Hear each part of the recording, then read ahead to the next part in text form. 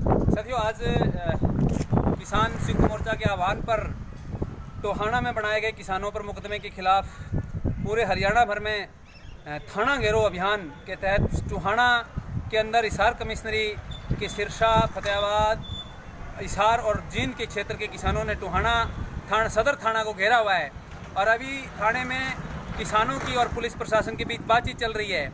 इसी दौरान हमारे साथ हैं अखिल भारतीय किसान सभा के राज्य महासचिव साथी सुमित।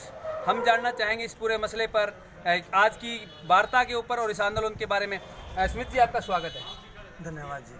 आज का जो पूरा का पूरा मसला है, जिस सवाल को लेकर सरकार ने मुकदमे बनाए और आज जो जिस रूप से आप पूरे किसान इसमें डटे हुए हैं, तो आप इसको किस नज़र से देखते हैं?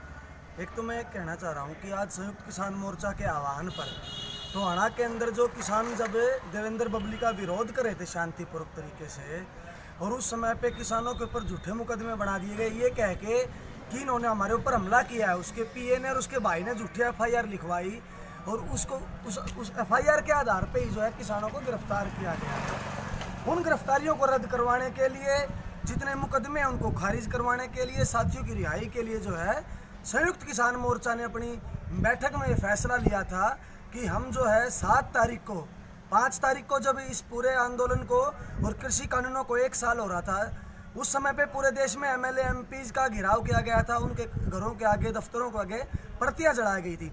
उसी दिन टोहाना के अंदर बहुत बड़ी सभा हुई थी जिसमें ये मांग उठी थी कि ये जो मुकदमे बनाए गए इनको खारिज किया जाए।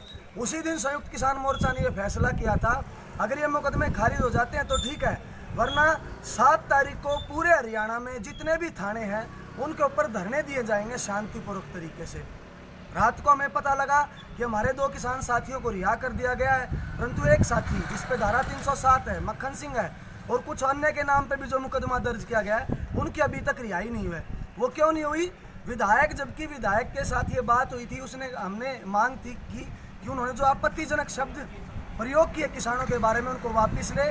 तो उस समय पे विधायक बबली ने ये कहा था कि मैं मुकदमे भी वापस लेता हूं और अपने शब्दों को भी वापस लेता हूं, लेकिन उसके बाद कोई कार्रवाई पुलिस प्रशासन की तरफ से नहीं की गई। तो उसके विरोध में आज 4 जिलों का, यहाँ हिसार कमिश्नरी के 4 जिलों का टोहाना के सदर थाना के ऊपर घेराव है, और उस समझदारी को हमने लेते हुए बाकी जिलों के अंदर थाना घेराव का जो कार्यक्रम था उसको रद्द कर दिया था और 4 जिलों ने आज यहाँ पे घेराव किया। अभी जिला प्रशासन, पुलिस प्रशासन से बात चल रही है, तो क्या लगता है किस नतीजे पर पहुंचने की उम्मीद है?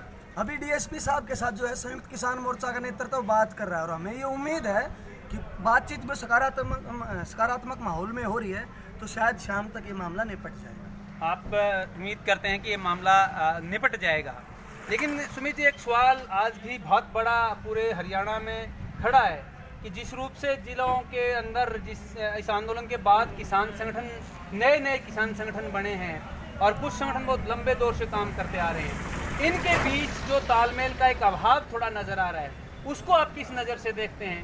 वो तालमेल असल में जिला स्तर पे नहीं है, वो पूरे हरियाणा भर में है। पंजाब की खासियत ये है कि वहाँ के जितने संगठन हैं उनमें जब वो लड़ाई लड़ते हैं तो कोई मतभेद नहीं है। बेशक उनके अंदर आपसी वैसे कोई मतभेद हो, लेकिन लड़ाई के नाम पे वो एकजुट है। हरियाणा के संगठनों की कोशिश लगातार चल रही है और ये पहलकदमी ले भी रहे हैं कि अभी हरियाणा के जितने भी संगठन उनके अंदर तालमेल बने, उनका तालमेल बनने के बाद जिला स्तर पर भी तालमेल बनाया जाएगा। और हम भी ये उम्मीद कर रहे हैं, ये कोशिश लगातार जारी है कि इसी तरह से तालमेल ना टूटे ताकि सरकार को मौका न मिले। सरकार इस गैप का ही फायदा उठा के जो आंदोलन के मोर्चों को बदलना चाहती है, हमारा ध्यान दिल्ली की तरफ है, लेकिन सरकार इनको जिला स्तर पर लेके आना चाहती है। इसलिए इसको समझते हुए अब इसकी सरकार की साजिशों में हम ना फंसे।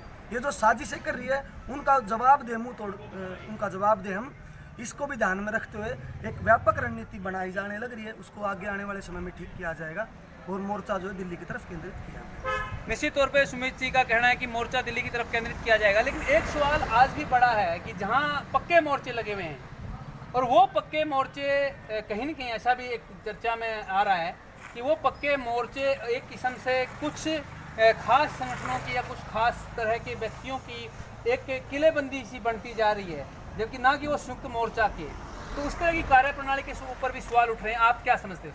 खैर, ये तो हम नहीं कहेंगे कि इस तरह का कोई उनमें अंतर है। अगर मान लो कोई गैप है साथियों में, वहाँ पे आपस में तालमेल करने वाले संगठनों में, तो ये जो टोहाना की भी घटना घटी है उसके ऊपर भी जो है संयुक्त किसान मोर्चा ने संज्ञान लिया है और जिन भी साथियों के साथ गलती हुई है, जिन भी साथियों से गलती हुई है, उनके साथ भी बैठ के बातचीत की जाएगी। ये ज़रूरी है। यह आंदोलन 3 काले कृषि कानूनों के खिलाफ है। कोई व्यक्तिगत लड़ाई नहीं है, कोई राजनीतिक लड़ाई नहीं है। राजनीतिक लड़ाई इस तौर पे है कि जो भाजपा ज़बरदस्ती किसानों को उजाड़ना चाहती है, हम उसका जवाब लेना चाहते हैं। इसलिए इस तरह का तो खैर कुछ नहीं है। ये तालमेल में ज़रूर कमियाँ हैं, उनको हम दुरुस्त करेंगे आने वाले समय में। ये थे हमारे साथ अखिल भारतीय किसान सभा के राज्य महासचिव सुमित जी। सुमित जी, आपका बहुत बहुत धन्यवाद।